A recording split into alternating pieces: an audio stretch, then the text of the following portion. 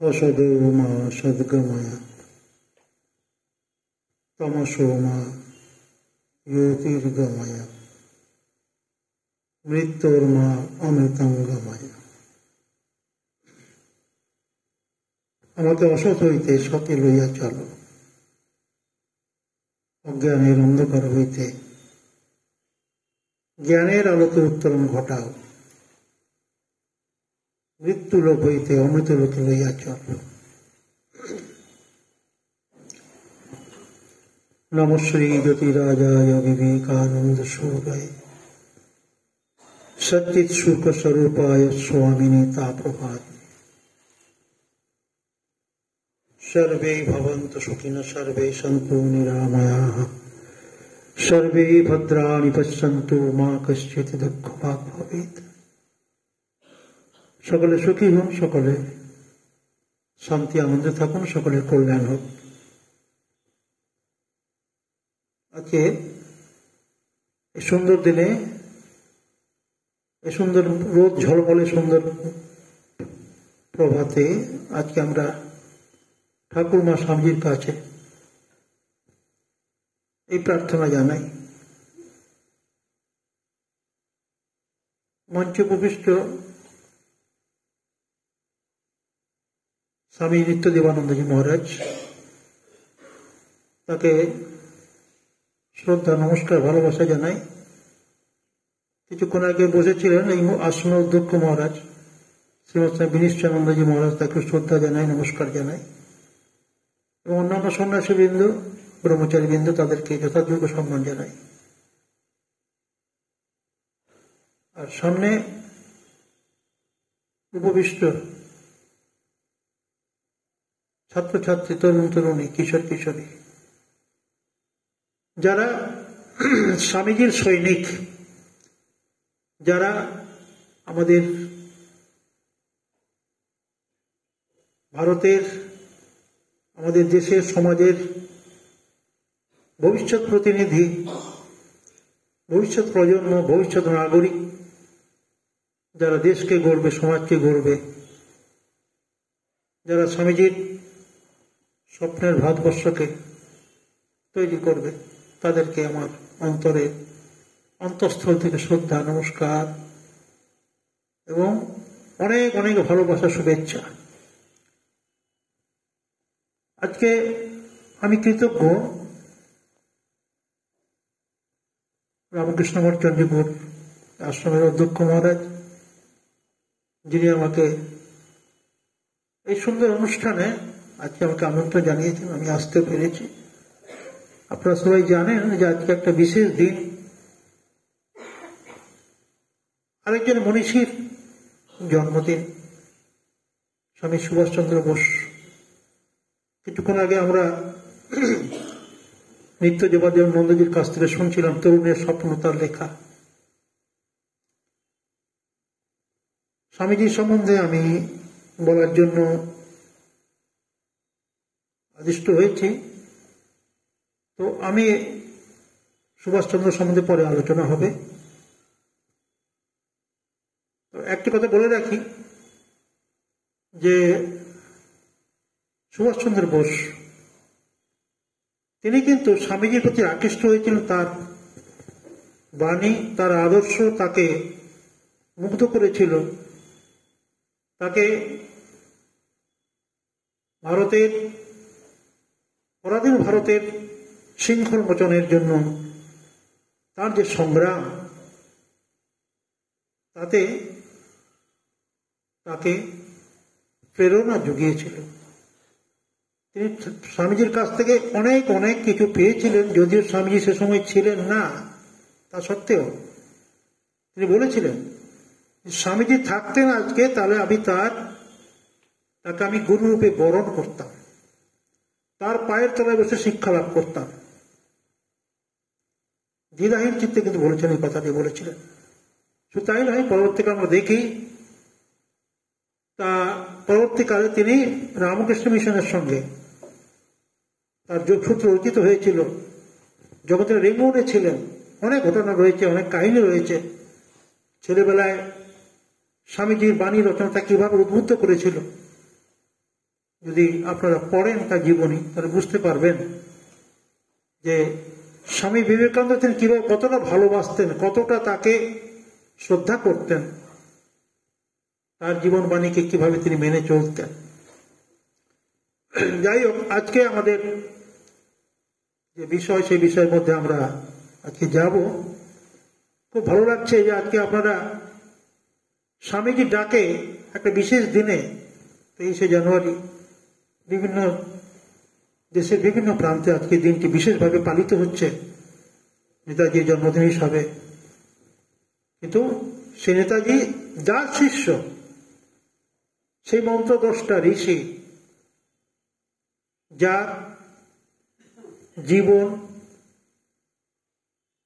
শুধু ভারতবর্ষ নয় সারা পৃথিবীর মানুষের জন্য উৎসর্গীকৃত ছিল, তার সম্বন্ধে আমরা আজকে আলোচনা করব। আমরা মহাপুরুষদের আমরা তাদের জন্মদিন পালন করি, তাদের মৃত্যু দিবস কিন্তু পালন করা হয় না। তার কারণ তারা হচ্ছে, তাদের মৃত্যু কখনো হয় না, তারা মৃত্যুঞ্জয়ী। তাই তাদের আমরা মৃত্যু দিবস পালন করি না। কেন তাদেরকে মৃত্যুঞ্জয় বলা হয়? মৃত্যুঞ্জয়ী কেন বলা হয় আপনারা অনেকেই জানেন, তো বলি। তারা আমাদের বরণীয়, চিরস্মরণীয়, প্রাতঃস্মরণীয় এই জন্যই, এবং তারা মৃত্যুঞ্জয়ী এই জন্যই যে তারা তাদের জীবন এবং বাণী সবটাই পরার্থে উৎসর্গীকৃত। তাদের যা কিছু, সমস্ত কিছু তাদের তো নিজের জন্য কিছু নয়, জগতের জন্য তারা তাদের জীবন সবকিছু তারা উৎসর্গ করে যান। তাই তারা আমাদের কাছে, তাদের কখনো মৃত্যু হয় না, তারা চিরকাল থাকেন। আজকেও দেখুন স্বামী বিবেকানন্দ আমাদের মধ্যে নেই, স্থূল দেহে নেই তিনি। সত্যি কি তিনি নেই আমাদের মধ্যে? কি আপনারা মনে করেন? তিনি কিন্তু প্রবল ভাবেই আমাদের মধ্যে আছেন। কি আপনাদের বিশ্বাস হচ্ছে না? বিশ্বাস হচ্ছে না? স্বামী বিবেকানন্দ স্থূল দেহে না থাকলেও কিন্তু তিনি আমাদের মধ্যে চিরবর্তমান, তিনি চিরস্মরণীয় তো বটেই। তিনি আমাদের মধ্যে সূক্ষ্ম শরীরে আমাদের মধ্যেই আছেন, আমাদের চিন্তায়, আমাদের ভাবনায়, আমাদের মানসিকতায়। তার বাণী এবং আদর্শের মধ্য দিয়ে তিনি আমাদের মধ্যে আছেন এবং তিনি থাকবেন। যতদিন এই মানব সমাজ থাকবে ততদিন তিনি কিন্তু আমাদের মধ্যেই থাকবেন এবং তার বাণী, জীবন এবং বাণী আমাদের মধ্য দিয়ে কাজ করবে। এটা আপনার ভাবুন সবসময়। তিনি কিন্তু আছেন, আমাদের মধ্যে আছেন এবং কাজ করে যাচ্ছে। তিনি বলেছেন, তিনি যে বলেছেন, আমি চলে গেলেও আমার শক্তি তোমাদের ভিতর দিয়ে কাজ করবে। আমি কিছু কি করে গেলাম, তাতে তোমরা অনেক অনেক বেশি কাজ করবে। এবং আমার মধ্যে যে আগুন জ্বলছে সেই আগুন তোমাদের মধ্যে জ্বলে উঠুক। শত শত লাখো লাখো বিবেকানন্দ তৈরি হোক। স্বামীজি আজকে আমাদের মধ্যে নেই, স্থূল শরীরের নেই, কিন্তু তিনি আমাদের মধ্যে আছেন এবং থাকবেন। স্বামী বিবেকানন্দ তার শরীর যাওয়ার কয়েকদিন আগে শপথোক্তি করছেন। বলছেন এই বিবেকানন্দ কি করে গেল, যদি আর একটা বিবেকানন্দ থাকতো তো বুঝতে পারতাম। শুধু নয়, এই বিবেকানন্দ যা দিয়ে গেল আগামী 1000 বছর চলবে, তার রসদ কিন্তু দিয়ে গেছেন। সবাই 150 বছর ক্রস করেছে, অতিক্রম করেছে। কাজে কাজেই স্বামীজি তো ভবিষ্যৎ দ্রষ্টা, মন্ত্রদ্রষ্টা, ঋষি, তার কথা কখনো বিফল হয়ে যাবে না। তিনি যা বলেছেন তার কথাই কিন্তু সব ঠিক, একটা কিন্তু বেঠিক হয়নি। বলেছিলেন আগামী 50 বছরের মধ্যে তোমাদের দেশ স্বাধীন হয়েছে। বলেছিলেন যে আগামী 50 বছর এই ভারতবর্ষ তোমাদের, এই দেশ মাতৃকা তোমাদের আরাধ্য দেবতা দেবী হোক, বলেছিলেন। তো তাই না, স্বামীজি যখন বিদেশ যাবেন তার আগে তুরিয়ানন্দ মহারাজকে একটা চিঠি লিখছেন, সুন্দর চিঠিটা।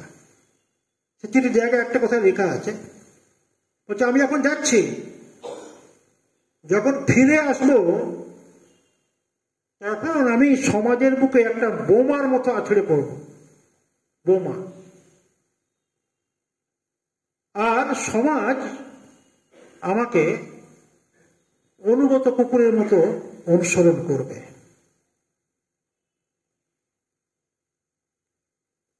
স্বামীজি নিজে বলেছেন এই কথাটি। আজকে এতদিন পরেও, এত বছর পরেও কিন্তু আমরা দেখতে পাচ্ছি স্বামীজির বাণী, তার জীবন এবং বাণী, তার আদর্শ আমরা অনুসরণ করছি। তো তাই না, আজকের দিনেও তিনি কিন্তু সমান প্রাসঙ্গিক। আজকেও স্বামীজির চিন্তা ভাবনার বাণীকে তারা বিভিন্ন দেশ, বিভিন্ন মানুষ বিভিন্নভাবে তারা গবেষণা করছেন, তারা গ্রহণ করছেন। স্বামীজি কতদিন আগে বলে গেছেন, এই যে আজকে 23শে জানুয়ারি সুভাষচন্দ্র বসু জন্মদিন পালন করছি, শুধু সুভাষচন্দ্র বসু নয়, তখনকার দিনে বিখ্যাত যে সমস্ত দেশপ্রেমিক যারা পরবর্তীকালে ভারতের পরাধীনতার শৃঙ্খল মোচনের জন্য চেষ্টা করেছেন, প্রত্যেকেই স্বামীজির দ্বারা প্রভাবিত হয়েছেন, তার কাছ থেকে প্রেরণা লাভ করেছেন, অনুপ্রেরণা পেয়েছেন। স্বামীজি হচ্ছেন সেরকম একজন শিক্ষক, মহান শিক্ষক, যাদের জীবনী বাণী শুধু আমাদেরকে উৎসাহ যোগাতে পারে, উদ্দীপনা দিতে পারে। একজন বিখ্যাত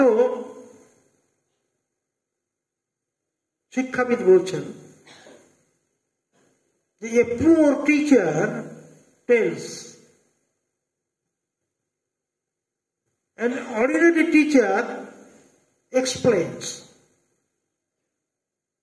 a good teacher demonstrates, and a great teacher inspires.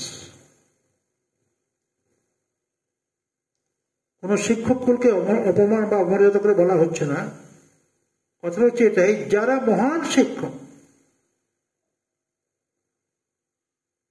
স্বামীজির মাপের, তারা কিন্তু তাদের জীবন এবং বাণী কিন্তু যথেষ্ট মানুষের কাছে। তো আজকে এই স্বামীজির সম্বন্ধে আমরা যে আলোচনা কিছু করব, আমরা নিজেরা শুনবো, জানবো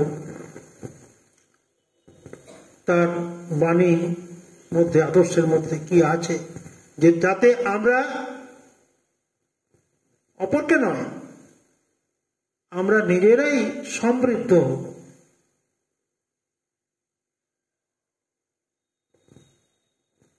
নিজেরাই জানবো, নিজেরাই বুঝবো।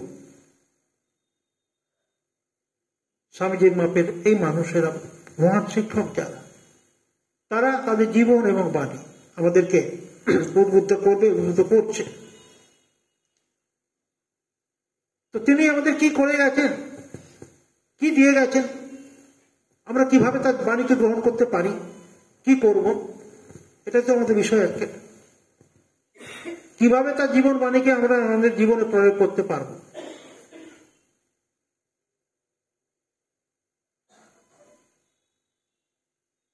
মিস ম্যাকলাউড, আপনারা হয়তো তার নাম শুনেছেন, স্বামীজির বিদেশী শিষ্যা। স্বামীজির সঙ্গে ভারতবর্ষে এসেছিলেন মিস ম্যাকলাউড, খ্রিস্টিয়ান একটা সুন্দর কথা বলেছিলেন স্বামীজির সম্বন্ধে, সেটা বলি। তারা কিভাবে চিন্তা করতেন, কিভাবে ভাবতেন স্বামীজিকে দেখুন আপনারা। বলছেন, blessed is the country in which he was born, Blessed are they who lived in this world at the same time, and blessed, thrice blessed are the few who sat at his feet. যে তারাই ধন্য যারা, সেই দেশ ধন্য, বাংলা তর্জমা করলে যা বোঝায়, সেই দেশ ধন্য যেখানে স্বামীজি জন্মেছিলেন। তারাই ধন্য যখন স্বামীজির সময় তখন যারা ছিলেন, মানে যারা স্বামীজিকে দেখেছেন, স্বামীজির সঙ্গ করেছেন। ত্রিধন্য, ধন্য ধন্য ত্রিধন্য তারাই যারা স্বামীজির পায়ের তলায় বসার সুযোগ পেয়েছিলেন। আমরা কিন্তু স্বামীজির পায়ের তলায় বসার সুযোগ পাই। আমরা কিন্তু স্বামীজির সময় আমরা আমাদের জন্ম হয়, শুধু আমরাই ধন্য একটা দিক দিয়ে এখন আমরা আছি যে স্বামীজি আমাদের দেশে আমাদের যেন একটা আমাদের পাশের বাড়ির ছেলে হয়ে তিনি জন্মেছিলেন। সে দুষ্টু বিলে, পরবর্তীকালে নরেন্দ্রনাথ, পরবর্তীকালে স্বামী বিবেকানন্দ, বিবিদিশানন্দ, বিভিন্ন নাম। বিবেকানন্দ নামে তিনি খ্যাতি লাভ করেছিলেন। মাত্র ৩৯ বছর ৫ মাস ২৪ দিন যার আয়ুষ্কাল, স্বল্পায়ু। মানে যুবক অবস্থায় তার শরীর চলে গেছে, বুড়ো হতে হয়নি। ৪০ পেরোয়নি, বলেছিলেন তিনি, আমি ৪০ পেরোবো না, তাই হয়েছে। ৫ মাস ২৪ দিন, ৩৯ বছর। তো আমরা ভাগ্যবান যে স্বামীজির মতো এই মাপের মহাপুরুষ আমাদের দেশে, আমাদের এই পশ্চিমবঙ্গে, এই রাজ্যে জন্মেছিলেন। কিন্তু আমরা ঠিক এখন পর্যন্ত তাকে মূল্যায়ন করে উঠতে পারিনি, মূল্যায়ন করতে পারিনি, আমরা বুঝতেও পারিনি, বিশেষ করে এই পশ্চিমবাংলা। হোয়ারাজ আপনি যদি যান, মহারাষ্ট্র যান, গুজরাট যান,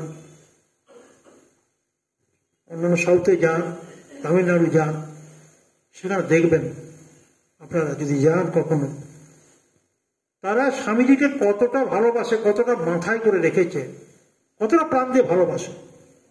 হয়তোবা আমরা ওই বাঙালিরা গেঁয়ো যদি ভিক পায় না বলে না, হয়তো তাই। স্বামী যখন ছিলেন তখনই কিন্তু এটা ঘটেছে, বলতে আমাদের খুব খারাপ লাগে।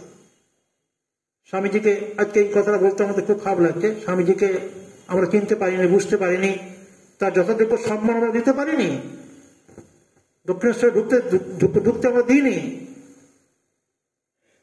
শুধু তাই নয়, অনেক অনেক কাণ্ড কারখানা করেছি।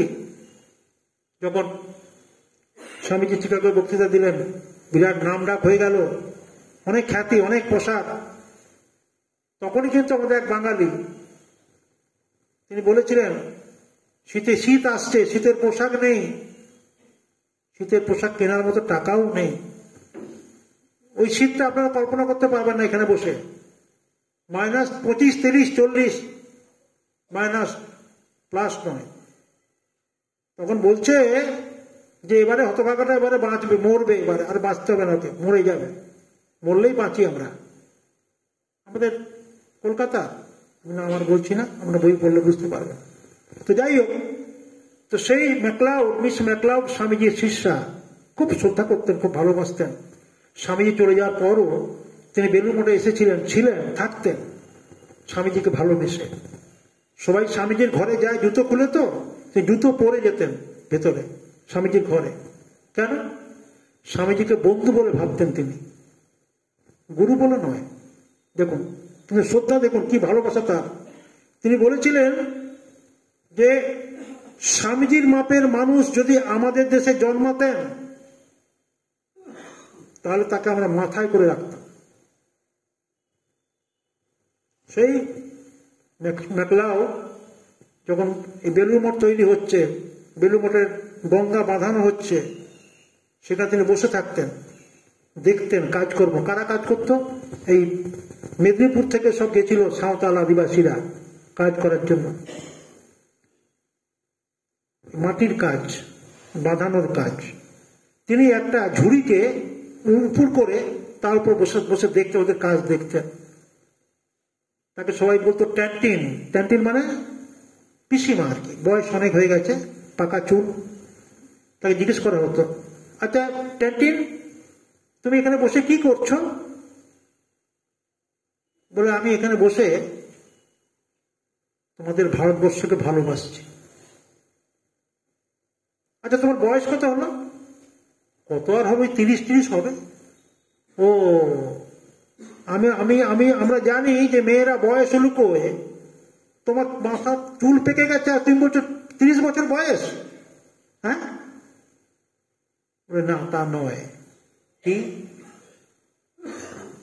না, আমি বয়সের হিসেবটা করি যখন থেকে আমার স্বামীজির সঙ্গে দেখা হয়েছে, তখন থেকে বয়স হিসাব করি। কেন না, তার আগে কি আমি মানুষ ছিলাম? মানুষ ছিলাম না তো। দেখুন কতটা তারা শ্রদ্ধা ভক্তি করেন, কিভাবে চিন্তা করেন আমরা ভাবতে পারি না। সেই ম্যাকলাউড বলছেন যে তোমাদের এই এক হতভাগা দেশ, দুর্ভাগা দেশ, যে তার দেশের মানুষকে চেনে না, তাদের সংস্কৃতিকে চেনে না, জানে না, তাদেরকে যোগ্য সম্মান দেয় না। সেই স্বামীজি কি করেছেন? তিনি আমাদের জন্য কি করেছিলেন? সারা পৃথিবীতে আমাদের মাথাটাকে উঁচু করেছিলেন। যখন আমরা, শুধু ইংরেজরা নয়, যখন আমরা নিজেদেরকে নিজেরা ঘৃণা করতাম, অবজ্ঞা করতাম, আমরা কুসংস্কারগ্রস্ত বলে আমরা নিজেদেরকে আমরা ঘৃণা করতাম। পরাধীন ভারতবর্ষে আমরা ছিলাম নেটিভ। সেই সময় তিনি বিশ্বের কাছে আমাদের মাথাটা উঁচু করে দিয়েছিলেন। শিকাগো ধর্ম মহাসভার কথা বলছি, যেখানে তিনি জানান দিলেন যে ভারতবর্ষ বলে একটা দেশ আছে, একটা জাতি আছে, যাদেরকে, যারা এই পৃথিবীকে কিছু দিতে পারে, দেয়, দেবে। তারা শুধু ভিক্ষা পাত্র নিয়ে দাঁড়িয়ে নেই, তাদের আধ্যাত্মিকতা রয়েছে, ধর্ম রয়েছে। তোমরা আমাদের কাছে ধর্ম বেচতে যাও।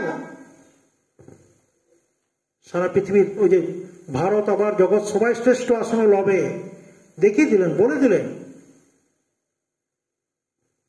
অনেকে কেউ কেউ বলেন যে স্বামীজির মতো এত বড় একটা প্রতিভা যদি নিরক্ষর এই রামকৃষ্ণের সংস্পর্শে না আসতেন, তিনি হয়তো বড় একটা বিরাট বিপ্লবী হয়ে যেতেন। তখন তো আমাদের পরাধীন ভারতবর্ষ আমরা ছিলাম, পরাধীন। সত্যি কি তিনি বিপ্লবী, বড় বিপ্লবী হয়ে যেতেন। তিনি কিন্তু বিপ্লব ঘটিয়ে দিয়ে গেছেন, বড় বিপ্লবী হয়েছেন। সেই বিপ্লব কিন্তু হিংসার বিপ্লব নয়, অহিংসার বিপ্লব। সে বিপ্লব অন্য ধরনের বিপ্লব। সে বিপ্লব মানুষ তৈরি করার বিপ্লব। যে বিপ্লবের কথা বলে যে তুমি ক্ষুদ্র নও, তুমি ছোট নও, তোমার মৃত্যু নেই, তোমার জন্ম নেই, তুমি অজর অমর অব্যয়, তুমি বিরাট। এই মানুষ গড়ার বিপ্লব, মানুষকে দেবতা বানানোর বিপ্লব, সেই বিপ্লব তিনি করে দিয়ে গেছেন। আজকে আমরা স্বামীজিকে পুজো করি, মূর্তি বানিয়ে কত জায়গায় মূর্তি তৈরি হচ্ছে, বিভিন্ন স্কুলে কলেজে কলেজে বিভিন্ন প্রতিষ্ঠানে স্বামীজির মূর্তি তৈরি হচ্ছে, আবরণ উন্মোচন হচ্ছে ইত্যাদি। গতকাল গেছিলাম একটা স্কুলে, স্বামীজি কখনো বলেননি তোমরা আমার মূর্তি বানিয়ে পুজো করো, আমাকে দেবতা বানাও, আমাকে পুজো করো। তিনি কখনো পুজো চাননি, নিজে দেবতা হতে চাননি, কিন্তু তিনি আমাদেরকে দেবতা বানাতে চেয়েছিলেন। যেটা বললাম যে তুমি ক্ষুদ্র নও, তুমি দেবস্বরূপ। এই মহারাজ বলছিলেন না, each soul is potential divine, কিছুক্ষণ আগে বললেন। আমরা প্রত্যেকে, আমাদের মধ্যে সেই দেবত্ব রয়েছে, ঈশ্বরত্ব রয়েছে, আমরা বুঝতে পারি না, জানতে পারি না। ঈশ্বর প্রত্যেকটা মানুষই অব্যক্ত আত্মা। We are all divine, Swamiji বলছেন। সুন্দর গল্প একটা বলছেন যে আমরা বুঝতে পারি না, জানতে পারি না। সেই আপনারা সবাই জানেন, সেই সিংহের গল্প বলছেন। কি বলে, ভেড়ার পাল আর সিংহ। ভেড়ার পালের মধ্যে আমি ছোট্ট করে বলছি, ভেড়ার পাল মধ্যে সিংহ আক্রমণ করেছিল শিকার করার জন্য, ক্ষুধার্ত সিংহ সিংহী, তারপর ঝাঁপ দেয়, পেট থেকে বাচ্চা বেরিয়ে পড়ে, প্রসব হয়ে যায়, আর সে সিংহীটা মারা পড়ে, কিন্তু কোন অব্যক্ত কারণে বাচ্চাটা কিন্তু মরে না, সেই ভেড়ার পালের মধ্যে আস্তে আস্তে বড় হতে থাকে। কি করে বড় হয়? ভেড়ার দুধ খেয়ে। ভেড়ার দুধ খেয়ে ভেড়ার পালের মধ্যে সিংহের বাচ্চা ধীরে ধীরে বড় হতে থাকে, এবং আস্তে আস্তে সে কি করে? ভেড়ার মতোই আচরণ করে, ভেড়ার মতোই ভ্যাঁ ভ্যাঁ করে, ভেড়ার মতোই সে ঘাস খেতে চেষ্টা করে, হয়তো পারে না। একদিন আরেকটি সিংহ সেই ভেড়ার পালকে আক্রমণ করেছে, করার সঙ্গে সঙ্গে দেখছে যে সবাই ছুটে পালাচ্ছে। আরে সবাই ছুটে পালাচ্ছে কেন? ভয়ে তো পালাবেই ভেড়ারা, তার মধ্যে একটা সিংহের বাচ্চা, সেও ছুটে পালাচ্ছে। বলে আরে তো মুশকিল ব্যাপার, তাজ্জব ব্যাপার, ভেড়ার পালার মতো সিংহের বাচ্চা কি করে এলো, আর সে বা আমাকে থেকে পালাচ্ছে কেন? সে শিকারের কথা ভুলে গেল। সে গিয়ে কি করলো? এই ভেড়ার পালকে, সেই ভেড়ার পালের সিংহের বাচ্চাকে ঘাড়ে ধরেছে, কাপড়া ধরেছে। যেই ধরেছে তখন সে সিংহের বাচ্চাটা, সে কিন্তু সিংহের ডাক ডাকছে না, সে ভেড়ার মতো ভ্যা ভ্যা ভ্যা ভ্যা করছে আর কাঁপছে, ভয়ে কাঁপছে। কেন? সিংহ দেখতে পাচ্ছে, কাঁপছে ভয়ে।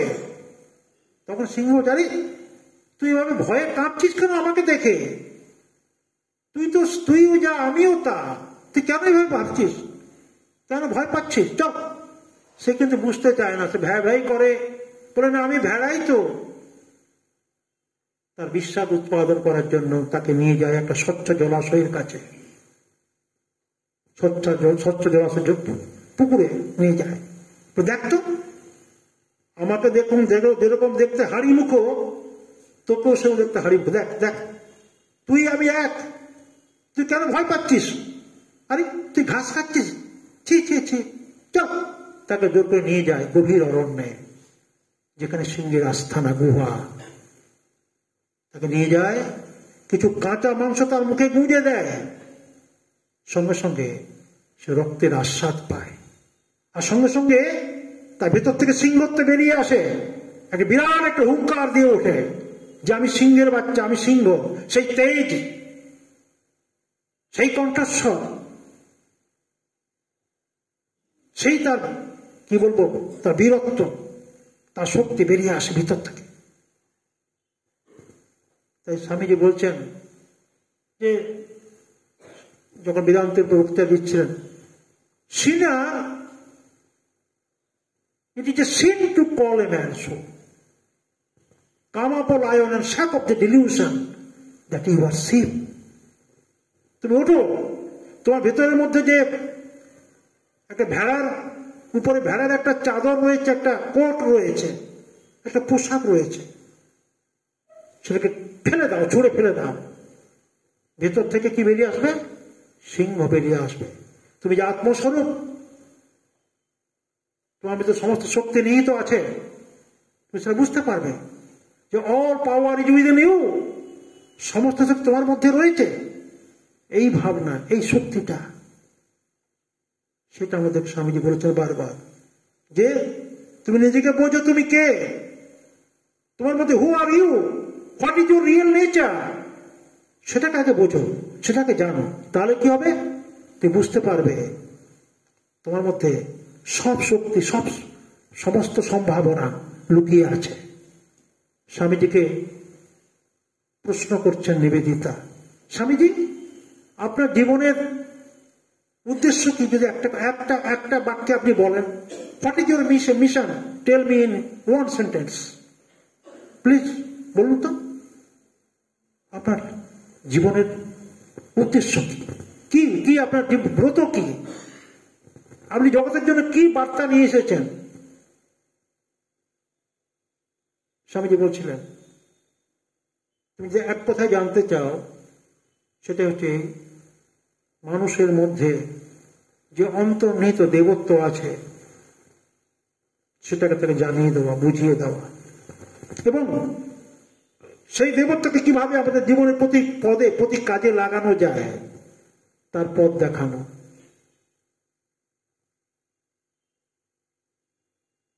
I shall inspire men everywhere till the world shall know that it is one with God. আমি সবসময়ের জন্য নিরন্তর আমি জানিয়ে যাব, বলে যাব, অনুপ্রাণিত করে যাব মানুষকে, যতক্ষণ না পর্যন্ত মানুষ সেই ব্রহ্মের সঙ্গে একত্র অনুভব না করছে। তাহলে স্বামীজি চিন্তা এটাই, কিন্তু স্বামীজি আমাদের সেই কথাই বলে গেছেন যে তোমরা আগে মানুষ হও। আমরা মানুষের কথা স্বামীজি বারবার বলছেন, come and be a man first. শুধু মানুষ হও, মানুষ চাই, মানুষ চাই, আর সব হইয়া যাইবে। এই যে আমরা এখানে এসেছি, আমরা তো প্রত্যেকে মানুষ, তাই কিনা? মানুষ তো, মানুষ কিনা আমরা মানুষ তো। স্বামীজি বলছেন শুধু হাত পা চোখ থাকলে মানুষ পাওয়া যায় না। তিনি কোন মানুষের কথা বলেছেন?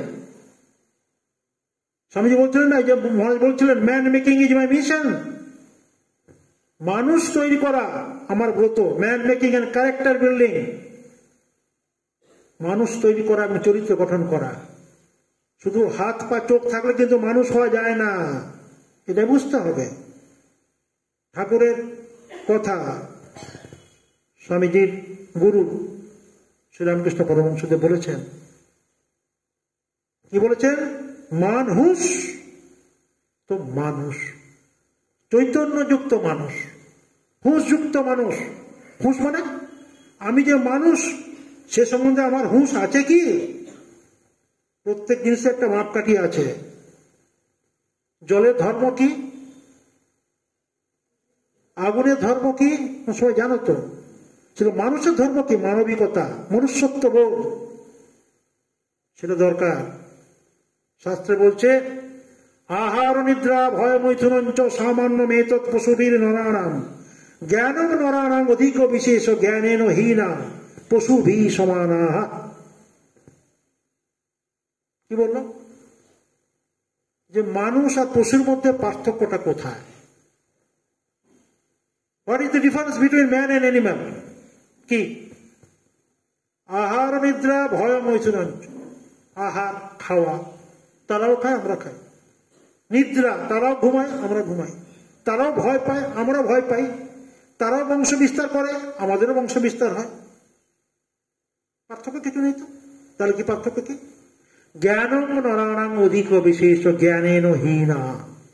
জ্ঞান, বিবেক, বৈরাগ্য, অপরকে ভালোবাসা, হিংসা না করা, সত্য কথা বলা, মানুষের জন্য কাজ করা, নিঃস্বার্থপরতা, আধ্যাত্মিকতা,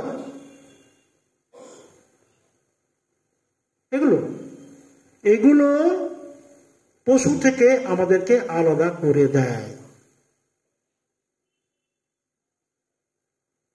তাই আমাদের বুঝতে হবে যে মানুষ হওয়াটা শুধু হাত পা থাকলেই মানুষ হওয়া যায় না, চোখ কান নাক থাকলে মানুষ হওয়া যায় না। ওই যে স্যাররা আসেন না, স্কুলে পাঠিয়ে দেন, স্যার মাস্টারমশাই ছেলেটাকে দিয়ে গেলে একটু মানুষ করে দেবেন। আরে আমরা সবাই মানুষের বাচ্চা নাকি? আমরা মানুষের বাচ্চা তো নাকি? মানুষ তো আমরা নাকি পশু? আমরা মানুষ, তো সেই রকম মানুষ হতে হবে। তাই স্বামীজি বলছেন বারবার, মানুষ চাই আর সব হইয়া যাইবে। স্বামীজিকে বলা হয়েছিল স্বাধীনতার কথা।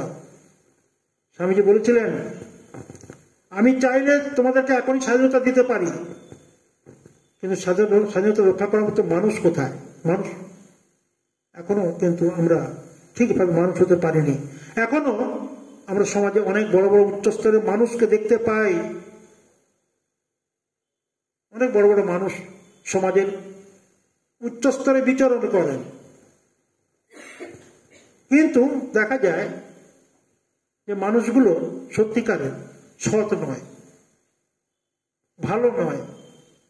তাদের মধ্যে মানুষের চেয়ে পশুত্ব ভাবই বেশি। হয়তো অনেক বড় বড় ডিগ্রি আছে, অনেক কিছু পড়াশোনা আছে, অনেক কিছু জানেন, কিন্তু তাদের সেই জ্ঞান, সেই বিদ্যা যা তারা অর্জন করেছেন, সেটা তাদের চরিত্রে প্রতিফলিত হচ্ছে না। কি বললাম? সেই জ্ঞান, সেই বিদ্যা, সেই ডিগ্রিগুলো আছে তাদের চরিত্রে প্রতিফলিত হচ্ছে না, চরিত্রের সঙ্গে খাপ খাচ্ছে না, তারা অসৎ, খারাপ কাজ করছে, খারাপ চরিত্রের মানুষ। তাহলে কি হলো? সে শিক্ষার কোনো মূল্য আছে? মূল্য নেই।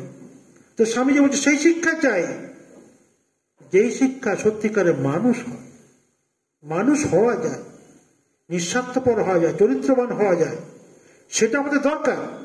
তো স্বামীজি চিন্তা ভাবনাগুলো আজকের দিনে সমানভাবে প্রাসঙ্গিক। যেটা বললাম এতক্ষণ, যে কথাগুলো বললাম আমি, সেটাকে কিন্তু আমাদেরকে মনে রাখতে হবে। স্বামীজির অনেক কথার মধ্যে আমরা দু একটা কথা যদি আমরা নিজের জীবনে আমরা নিয়ে চলতে পারি।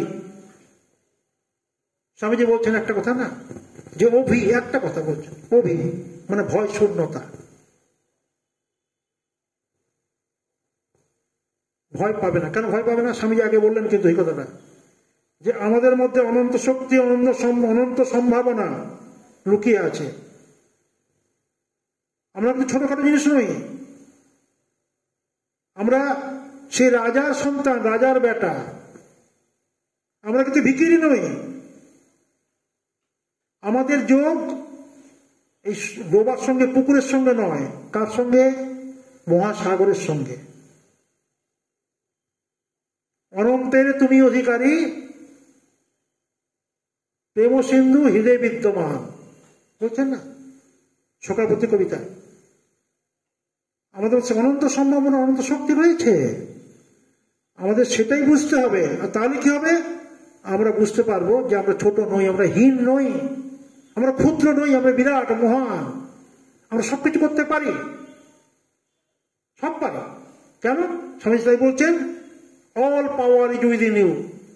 বেদান্ত বলে তোমার মধ্যে সমস্ত শক্তি আছে। ওই যে ঈশ্বরিক পোটেনশিয়াল ডিভাইন বলছেন না। আবার ধর্ম নিয়ে বলছেন যে শিক্ষা নিয়ে বলছে education is the manifestation of perfection already in man বলেছেন। আবার religion is the manifestation of divinity already in man. প্রত্যেকের মধ্যে সে শক্তি আছে। তো সে তাই আমরা আত্মবিশ্বাসের কথা বলছি। স্বামীজি বলছেন আত্মবিশ্বাস তোমাদের রাখবে, আমরা যেন কখনো এই আত্মবিশ্বাসটা না হারাই। কেন?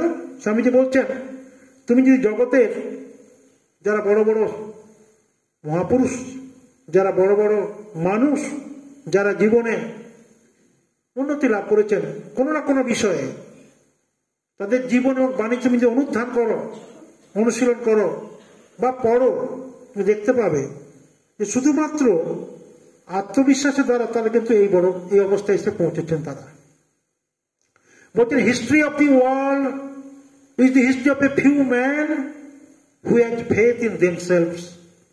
জগতের ইতিহাস কয়েকজন আত্মবিশ্বাসী মানুষের ইতিহাস। আমরা যেন কখনো ভয় না পাই। কেন? ভয় পেলে কি হবে?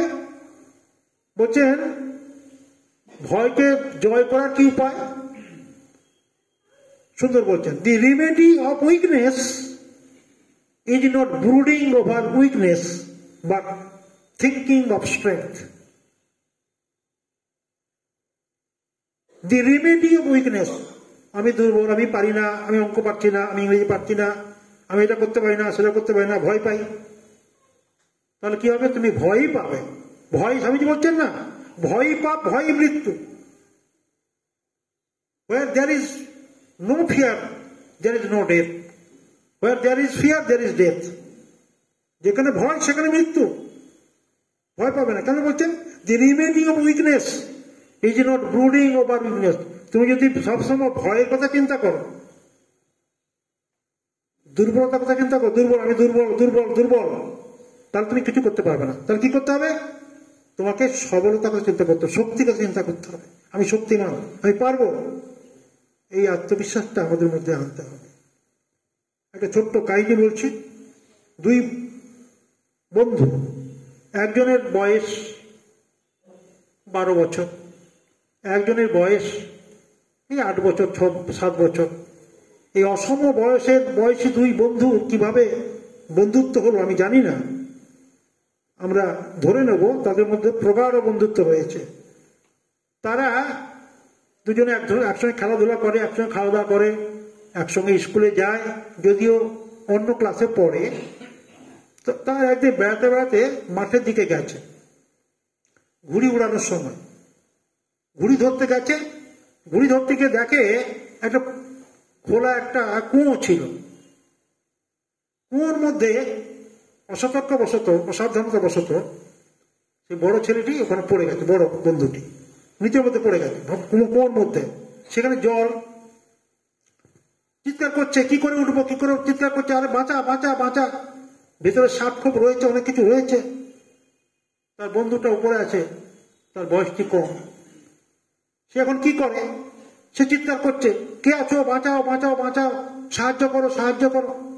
কিন্তু কেউ সেখানে নেই, কারণ মাঠের মাঝখানে তাদের ডাকও কেউ শুনতে পাচ্ছে না, সাহায্য করার কেউ নেই। সে কি করবে এখন, বন্ধুকে তো বাঁচাতে হবে। সে নিশ্চয়ই চিৎকার করছে, তুই আমাকে তোল, তুই আমাকে তোল, বাঁচা বাঁচা, আমি থাকতে পারছি না। তখন সে কি করে, উপায় না পেয়ে চেষ্টা করলো, যেদিকে চেষ্টা করি একবার। একটা সামনে দড়ি সমেত একটা বালতি ছিল, সেটাকে নিচে নামিয়ে দিল। তুই দেখ, ধর তো এটাকে। ধরেছে,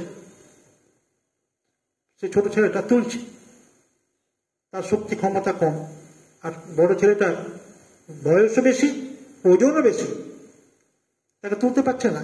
চেষ্টা করছে, কিছুটা ওঠে আবার পড়ে যায়, কিছুটা ওঠে আবার পড়ে যায়, পুরোটা উপরে তুলতে পারছে না। অনেকক্ষণ ভাবে চেষ্টা করার পর কি করবে, ওদিকে ক্রমাগত চিৎকার করে যাচ্ছে তার বন্ধুটি, বাঁচা বাঁচা বাঁচা, আমি থাকতে পারছি না, মরে যাবো মরে যাবো মরে যাবো। তখন সেই ছেলেটি, না এবার দেখি আমি চেষ্টা করি, শেষ চেষ্টা করি, আর তখন কোনো উপায় নেই, ওকে বাঁচাতেই হবে আমাকে। সে কি করলো, খুব চেষ্টা করে তার যত সবকিছু শক্তিকে জড়ো করে প্রাণপণ চেষ্টা করে অনেক কষ্টে হ্যাঁচকা টানে আস্তে আস্তে আস্তে আস্তে করে তুলেছে। দেখ দিয়ে হাঁপাচ্ছে, খুব হাঁপাচ্ছে, খুব কষ্ট হয়েছে, জীবন বেরিয়ে যায় এরকম একটা অবস্থা তার। তো তার দুজনে আনন্দে লাফাতে লাফাতে গিয়ে গল্প করছে, গিয়ে গ্রামে গিয়ে গল্প করছে। চা দোকানে অনেকে বসে আছে বেঞ্চে, ওই বাঁশের বেঞ্চ পাতা আছে, সবাই চা খাচ্ছে, গল্প করছে।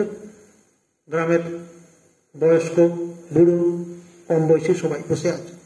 সেখানে গিয়ে বলছে, দেখেছো আজকে ও পড়ে গেছিল আমার বন্ধুটা, তার নাম যাই একটা নাম, ও পড়ে গেছিল, আমি তাকে তুলেছি। কোথায় পড়েছিল, না এই কুয়োর মধ্যে পড়ে গেছিল, কুয়োর মধ্যে, মাঠের মধ্যে কুয়ো আছে। তুই তুলতে পারলি, কি করে তুললি তুই? বলে আমি তুলেছি।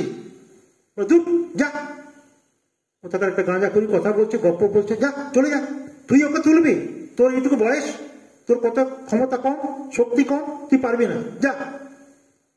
সবাই তাদেরকে ভাগিয়ে দিচ্ছে, তাদের কথা কেউ শুনছে না, তাদের খুব মন দুঃখ।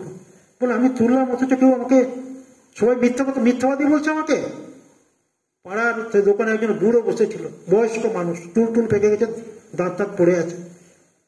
দাদা দাদা দাদা, কি রে, কি ব্যাপারটা? না এই ব্যাপার। তখন সবাই দেখুন তো, এই ছেলেটা এই কথাটা বলছে, বিশ্বাস করা যায়? মিথ্যেবাদী? না ঠিক বলছে, মিথ্যে বলছে না। কি করে আপনি জানলেন? বলছি বলছি। তখন শুনলো ব্যাপারটা, যে এই ব্যাপার, এই ঘটনা। তখন সে বলল, দেখো ও কিন্তু এই কাজটা করতে পেরেছে, করেছে। বলে আপনি কি করে জানলেন? বলে আমি জানি, বুঝতে পারছি। সম্ভব? বলে হ্যাঁ সম্ভব। দেখো যখন এই কাজটা ওখানে করে, তখন ওখানে কেউ সামনে ছিল না বলার মতো যে তুই এটা পারবি না, তোর পক্ষে এটা সম্ভব নয়, তাই কিন্তু করতে পেরেছে। তাহলে আমাদের মধ্যে সেই শক্তি, সেই সম্ভাবনা প্রত্যেকের মধ্যেই আছে। আমরা বুঝতে পারি না, জানতে পারি না, তাই হয়তো আমরা অনেক সময় কৃতকার্য হতে পারি না, সাফল্য পাই না। তো স্বামীজি বারবার বলছেন, সেই কথা নিয়ে বলছেন যে আমাদের মধ্যে সেই শক্তি সম্ভাবনা আছে, স্বামীজিকে একজন প্রশ্ন করছেন, একটা ছোট্ট ছেলে, স্বামীজি কি হারালে সবকিছু হারানো যায়? স্বামীজি বলছেন, সেই আত্মবিশ্বাসটা যেটা পেলে তুমি সবকিছু আবার ফেরত পেতে পারো। সেই আত্মবিশ্বাসটা যেটাকে পেলে হারানো, সে তুমি সব আবার, সেই বিশ্বাসটা যেটাকে পেলে তুমি আবার সবকিছু ফেরত পেতে পারো। তো সেই আত্মবিশ্বাসের কথা স্বামীজির, সেই ভয় শূন্যতার কথা স্বামীজি বলেছেন একটা এর মধ্য দিয়ে, উপনিষদের বাণী অভি, ভয় শূন্যতা। এই বাণীকে সম্বল করে কিন্তু স্বামীজি সারা পৃথিবী চষে বেরিয়েছেন। স্বামীজির জীবনের ঘটনা আপনারা সবাই জানেন। কাশিতে একবার কিছু হনুমান তারা তাড়া করেছিল, স্বামীজি পালিয়ে যাচ্ছিলেন ভয়ে। একজন সাধু পেছন থেকে দেখছেন যে স্বামীজি ছুটে পালাচ্ছেন, আর পেছনে পেছনে হনুমানগুলো ছুটছে, তাড়া করছে। সে সাধুজি বললেন, রুখে দাঁড়াও, হনুমানগুলোর সামনে রুখে দাঁড়াও, জন্তুগুলোর সামনে। স্বামীজি রুখে দাঁড়ালেন, সঙ্গে সঙ্গে পালিয়ে গেল।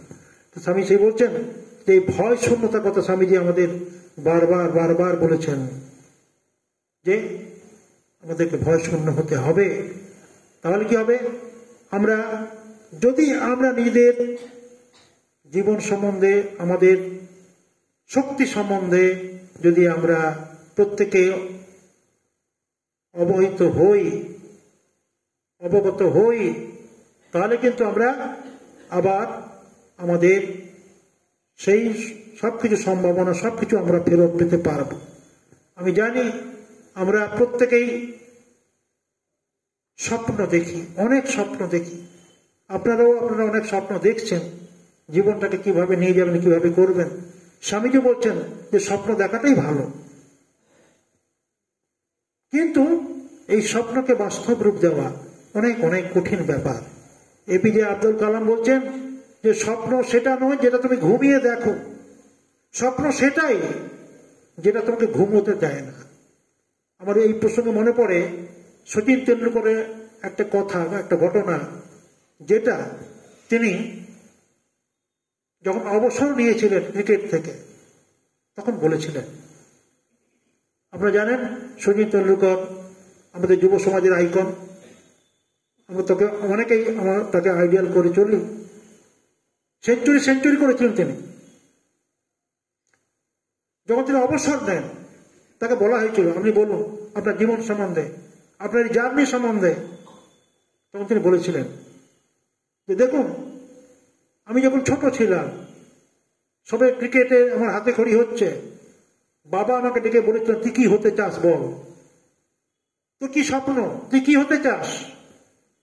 তুই যদি ক্রিকেটার হতে চাস, যদি এটাই তোর স্বপ্ন হয়ে থাকে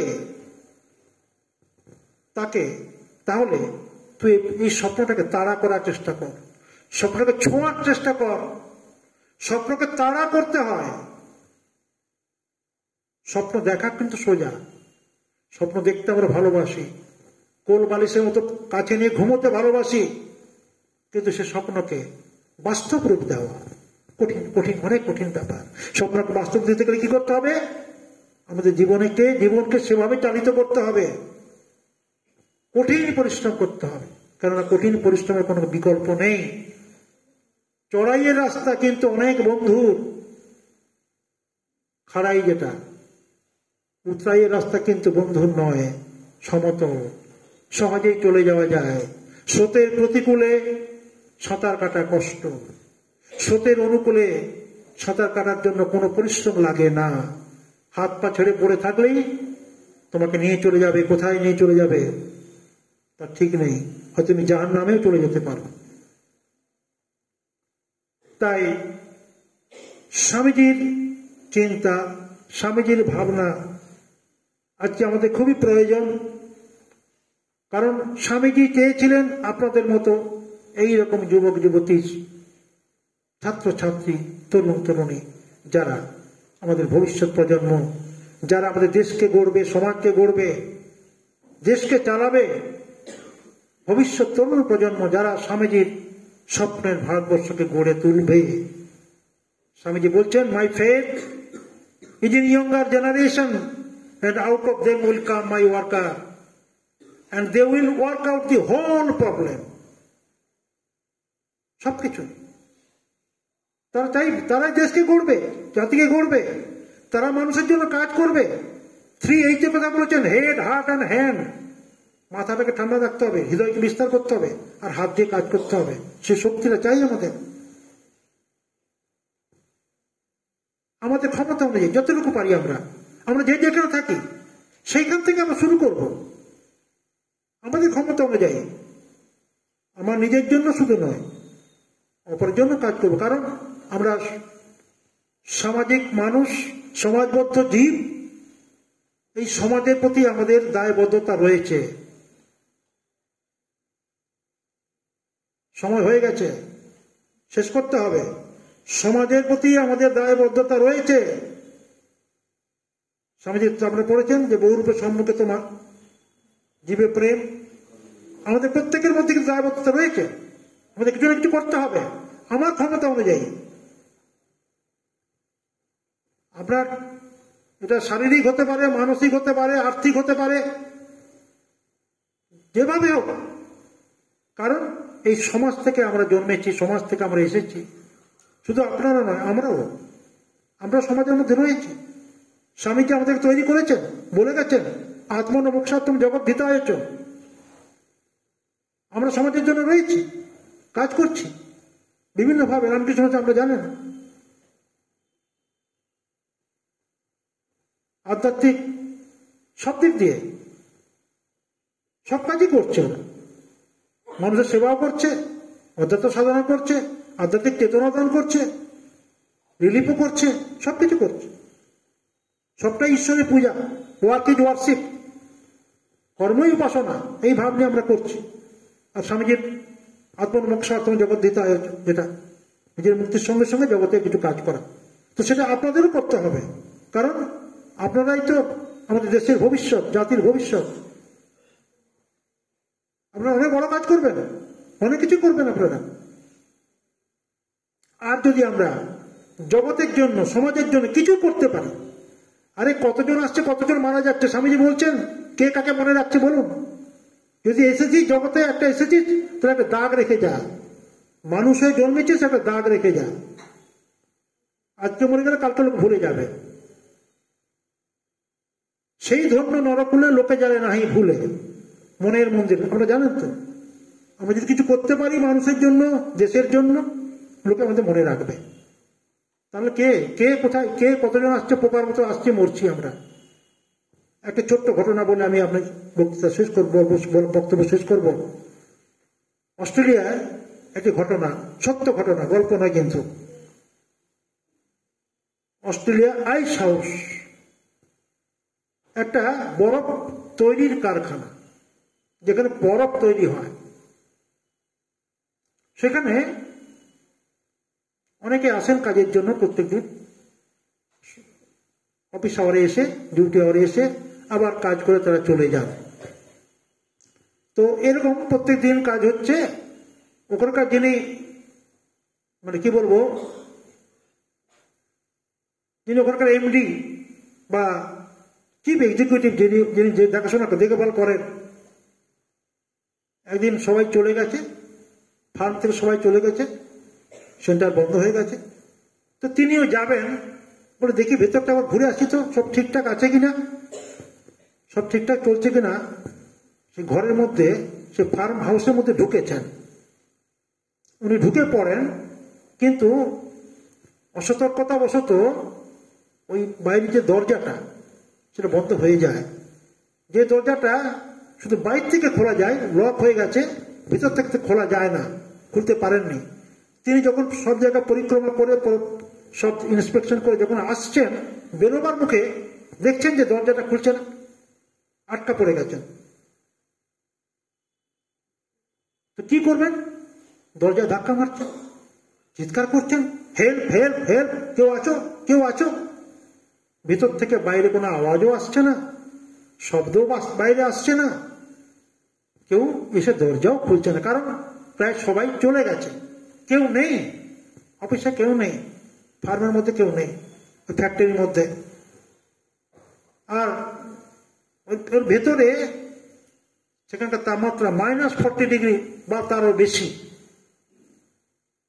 -40 ডিগ্রিতে কতক্ষণ থাকা যায়? তিনি বুঝতে পারছেন যে এখানে তো আমি থাকতে পারবো না, আমি এখন জমে বরফ হয়ে যাব, কি করব? আমার তো বেরোবার কোনো রাস্তা নেই। আপনি দেখতে পাচ্ছেন সামনে আমরা মৃত্যু ছাড়া অন্য কিছু নেই। কি করেন? কিছু করতে পারছেন না। বেশ কিছুক্ষণ থাকলেন, 4টা থেকে 5টা, 5:30টা, আস্তে আস্তে তিনি কোলাপস করে যাচ্ছেন, অবশ হয়ে যাচ্ছে। তারপর তিনি পড়ে গেছেন, সংজ্ঞাহীন, আনকনসিয়াস পড়ে আছেন। কতক্ষণ পড়েছে তিনি জানেন না। হঠাৎ তাকে কেউ ধাক্কা মেরে তুলছে, কি হলো কি হলো? তাকে তার জ্ঞান ফেরাবার চেষ্টা করছে। দেখলেন যে কি ব্যাপার। হঠাৎ কিছুক্ষণ পরে তার জ্ঞানটা ফিরল। চোখে দেখছেন একজন লোক তাকে শুশ্রূষা করার চেষ্টা করছে, তাকে জাগাবার চেষ্টা করছে, তাকে তুলে নেওয়ার চেষ্টা করছে। তখন বলছে, তুমি কে? তুমি দেবদূত? আমার সামনে এলে? দেবদূত? আমি তো মরে যাচ্ছিলাম, বাঁচাবার জন্য তুমি কে এলে এখানে? তখন তাকে বলে, আপনি চলুন আগে। তাকে বাইরে বের করে নিয়ে এসছেন আগে, করার পরে তাকে একটু দুধ খাওয়াচ্ছেন, একটু ব্র্যান্ডি খাওয়াচ্ছেন শরীরটা গরম করার জন্য। কে বলো তো?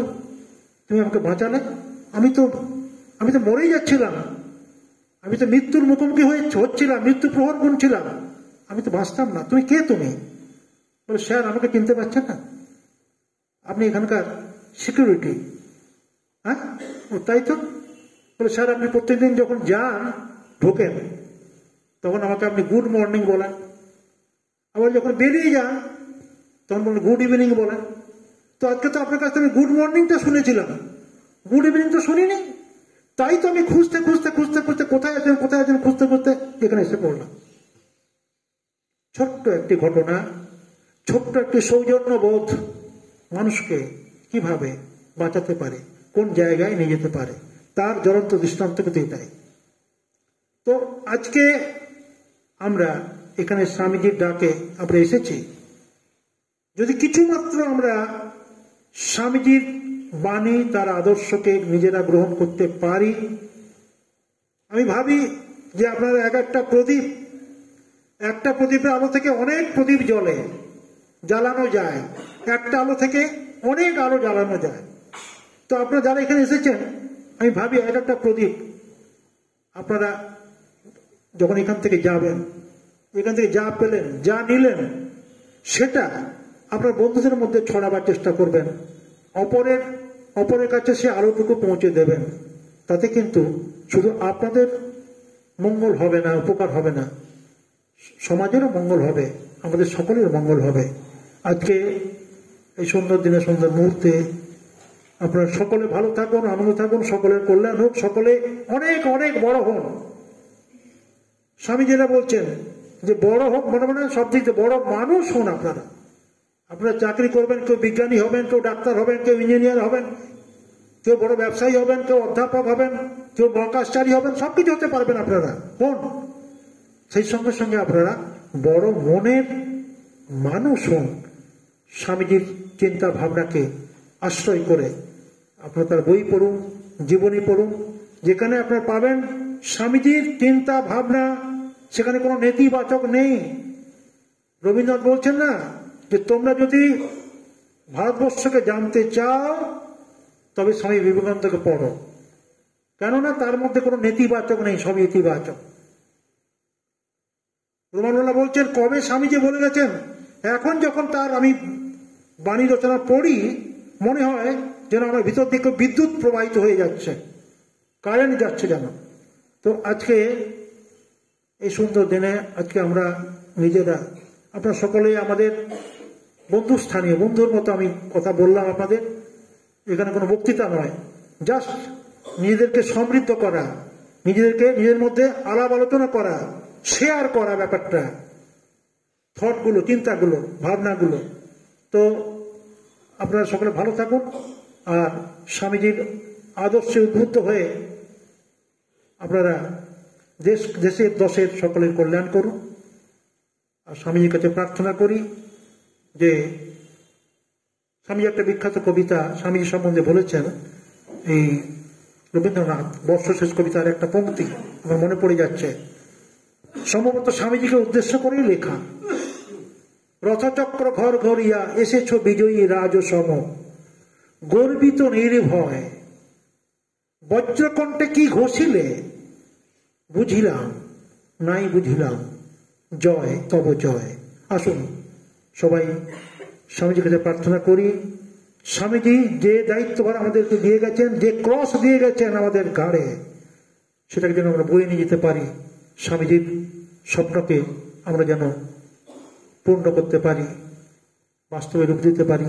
তোমার পতাকা যারে দাও, বহিবারে দাও শকতে। অনেক অনেক ধন্যবাদ, নমস্কার।